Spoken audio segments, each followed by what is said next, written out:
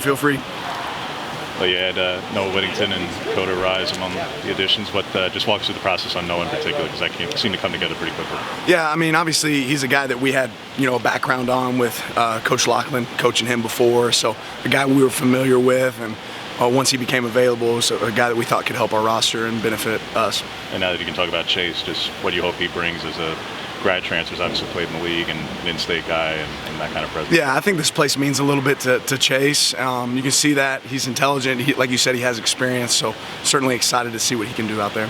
Justice is also new to this team, and Florence as well. Just what can those guys do? What are the expectations for a freshman mid-camp like this? You don't set expectations. You go, one day at a time, and today was one day. And we still got to watch the film. Obviously, walking off here, I'm sure it was spinning a little bit for him today. As you think it would be first day, but I don't want to set it too high or set it too low. They're going to set the level of their expectation by the way they perform and the way they practice day in and day out. This veteran's first day back after a couple weeks off. Just what did you think of how everybody handled that? Yeah, I thought there was some juice. I thought we could have had another level of juice. I want to see it take it to another level. The intensity there, the focus is there. But we have to push ourselves in practice to be the best that we want to be, and I think we can take it up a notch. I was hoping for a little bit more. Is J Greenfield back with the team? Yeah, he was out there today. We saw him. Yeah. What was the process of getting him? Because I know he was on last year's roster, but he's not on this year's.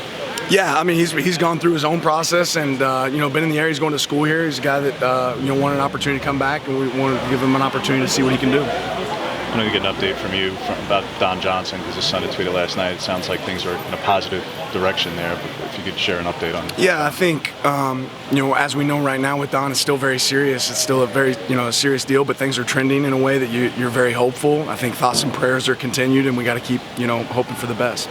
To play some guys on the staff with the league and Brent moving on, have you figured out how you're going to be filling those spots? Yeah, we always have a plan kind of for what's next. It's not really a stumble deal. It's next man up. We usually have a good idea where we want to go.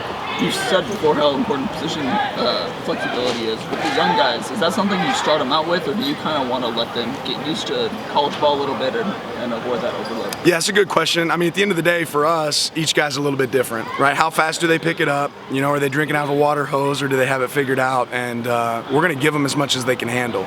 So if he's able to handle multiple positions coming in, then we want to be able to do that. Where do Harrison and Devin fit? They're working an inside linebacker for us right now, learning both the money and the MAC. When we talk about position versatility, it's not going to be stuck on one or the other. It's the ability to kind of do both. Coach, obviously Bo Nix is a guy that you've gone against 3 times. You've obviously spent a tremendous amount of time thinking about him, game planning against him. Just curious how your perception of him as a player, as a person, has maybe changed now that you've had some time to work with him more hands-on. Bo's really what I thought he was. He's, extreme competitor, super smart. He works really hard at it, and I think he's really intentional. I think he would tell you he has a lot of things he can get better at, and I certainly agree. There's a lot of things that he can improve on, but he's attacking those every day, so I'm pleased to see that. What do you want to see from the quarterbacks as a group, both this week and heading into the first scrimmage a week from Saturday, so really the next 5-6 practices? Well, certainly one positive today is the offense had some explosive plays out there, which was exciting. On the same note, we also had some turnovers that I don't want to see, right? I thought we could have been a little bit better in our 2-minute scenario there at the end of practice with our offense and the operation there. So good job on the explosive plays, but we want to take care of the ball going forward. You mentioned watching one of those early enrollees and the DBs. With such a young quarterback room, what kind of steps are you kind of hoping to see from that group in the spring? Yeah, I mean, we want to throw them in there early, let them get some experience, and see how they take. I'm not a big believer in having guys learn and watch from the sideline. You want to be able to get mental reps when you can, but you can do that by getting reps. So we're going to throw those guys out on the field, coach them as we go. If there's things we can improve on, that's what we want to focus on. How much does that help to bring a guy like Christian and proven Pac-12 guy into that room? Yeah, I mean, having Christian here, obviously, coach's familiarity with Christian was certainly a benefit as well, and I think it shows up on the field, his experience, he's used, but there's a lot of things he's still learning. This is a different system for him, and certainly a different process for him, and some stuff that he can improve, but having Christian here is certainly good for our program. Walking off practice, what's the first thing you're going to watch on film? You mentioned you haven't watched film yet, so what's that first thing you want? I'm always checking for efficiency. I'm always just want to see how can we be better and more efficient in practice, talking about our players and our coaches, and then effort. right? There's a lot of things. You can draw up a lot of things on the board, a lot of X's and O's, and the reality is none of that matters if you're not playing hard. We want to make sure our guys are playing fast and playing hard. Is there anybody who's caught your eye so far immediately checks all those boxes? It's just kind of that guy every day? I don't think so, not yet. I mean, we've had 2 pads without practice. We've had, 2 practices without pads, right? 1 padded practice so far. I think it's really too early to certainly crown anybody, and every one of our guys, I think, and coaches still have a lot of improvement. How do you think the culture, how are you establishing that? I guess it was a 17-day break. I know people were all over the place, but was there something during, how are you maximizing, I guess, your time in terms of instilling? Yeah, just as much time as we can be around our players as possible. I think we try to take an invested interest in our guys, and our guys are doing a great job. I mean, that's a two-way street, right? They have to be interested in being in, and we have to be interested in having them involved, and they've done a great job with that, and so have our coaches. Going back to when you were assembling your staff, obviously Tosh was finishing up the NFL season, so it took longer there from that aspect. Knowing him as you do, how did you see him evolve as a coach after 3 years in the NFL, where obviously he was really successful at numerous different stops, and at Alabama certainly, but how did that NFL experience, how did you see that NFL experience change him?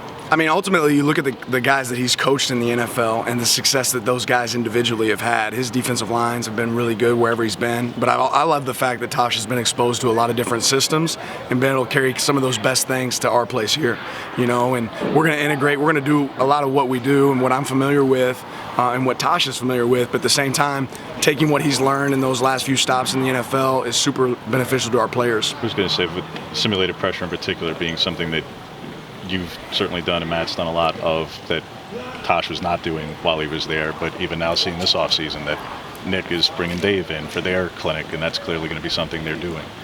Do you feel like that you were at the forefront of that and that movement within the sport? I mean, I'm a big believer in it. I think it makes you certainly successful, the simulated pressure piece. But if it's all you do, there's a way to attack it, just like anything on defense. So we have to be multiple. That's certainly that exposure for us is good. It won't be the only thing that we do. And he's familiar with it. He did some of that before in places he's been, so it's not, completely new to him. But it's something we will definitely carry. You mentioned doing 2 minute draw. How often do you do that this month? Where if it's just a period or two in practice, you kind of lose the kind of play for that? Yeah, we're going to try to create situations in practice a lot, right? And today was 2 minute. It's something we can coach off of. We had a lot of 3rd and long emphasis today in practice, right? But we're going to try to create situations because we want to model the game as much as possible within practice, and then coach those situations on film. You said you're going to emphasize special teams more in the scrimmages themselves, so probably a week from Saturday will be when you start to pick that up a little bit. Oh, we're doing special teams every day. It's the first thing we do from flex. So I don't know if you guys are getting out there in time to see that or not, but the very first thing we do from flex period is going to special teams, and that's part of the emphasis there for us there. I think the place that we're different is how we do special teams. We break it down into more of an individual mode in a lot of our drill work. And we're still getting several special teams periods within practice as well beyond that period you see. That's one of the things I was going to ask was previously stumble bum was one of the first things, and that's such an iconic thing from where you've been before. Is that still part of the thing, or is that just not something that Joe does? Oh, it's a huge piece of the equation for us. You're talking about stumble bum in particular? Yeah. Oh, we did that day one. Okay. Yeah, we've done that. That's a piece of something we've carried, but that's certainly not the only thing. If we do go out there and do stumble bum all practice, we're going to have a lot of other things we got to work on. Joe, where you'd been, the save the block technique on special teams particularly was a core principle. Joe does, from my understanding, scrape the paint. It's a little bit different in terms of it's not hands up. What's your thoughts on how what you're looking to implement? Will it be what Joe looks to do with that on special teams on returns and that method versus the save the block? Joe has a great understanding of exactly what I want from a special team standpoint. At the end of the day, we want to own the ball. We want to make sure we have no penalties, right, and put ourselves in best position to score. We're going to create explosive plays on special teams. We're going to try to be dynamic on special teams. There's a lot of different techniques we'll coach within each phase of that. But the key is you put an emphasis on it, right? You're not going to be successful on it if you don't spend time on it. With Friday being pro day, I know these are obviously players you inherited, you have a chance to coach, but it's always a big day for a program and a big opportunity, and you have a top 10 projected guy going to be here and stuff, and former players, D'Anthony Thomas here. What are you hoping to see from these guys on pro day and what that opportunity will be for them? Well, I'm just proud that they're coming here to represent Oregon, and I'm excited that the teams that are coming here to see players that played at the University of Oregon. Obviously, this is a place where you can do it all, and the pro day is going to be a great culmination for that opportunity for these guys that came and played here. Following up, is JJ on scholarship then, or is that something you can share? No, he is not. Has Eugene felt more like home to you, and what have you liked about this town so far? I mean, I love being outside right now. I love the environment, the culture, that we have, and the alignment from top to bottom is obviously really special to me. I think that's something that's unique here. We have a true vision. I enjoy looking over and seeing our athletic director at practice, seeing people that care about the program at practice. That certainly matters to me, and our players. I think we have an opportunity to coach some of the best and attract some of the best here at our program. And I think you see that with the way we operate. But certainly a lot of room to improvement. First day of school yesterday for my young guys, so that was fun for them. They're loving Eugene. My wife's loving Eugene, so this has been a real blessing for us. Thank you, Coach. Appreciate it.